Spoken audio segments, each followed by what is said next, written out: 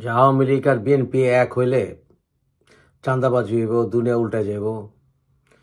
এই যে এত মানুষ মরছে, বিএনপি আর দিন কি করছে ইত্যাদি আর কি, মানে সমন্বয়করা আর হিজবুতিরা দেশে স্বাধীনতা লইছে।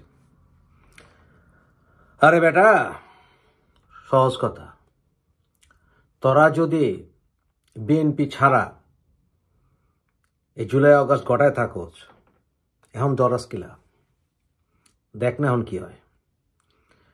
এখন বিএনপি আওয়ামী লীগ এক লগে হইয়া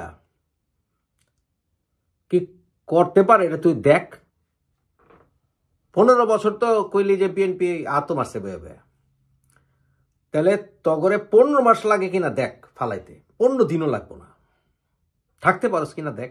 দেখ যে বিএনপি আওয়ামী লীগ এক লগে হইলে কি করবার পারে, খালি দেখ।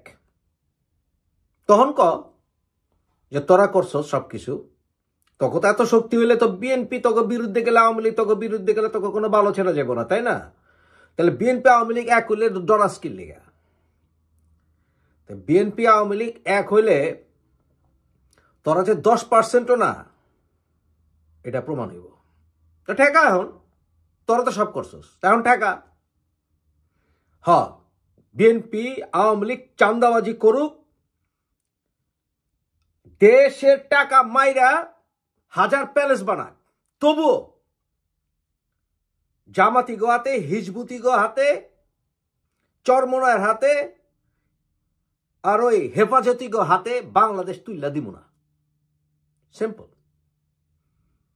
সিম্পল। ডাকাতি করলেও দিব না তক হাতে।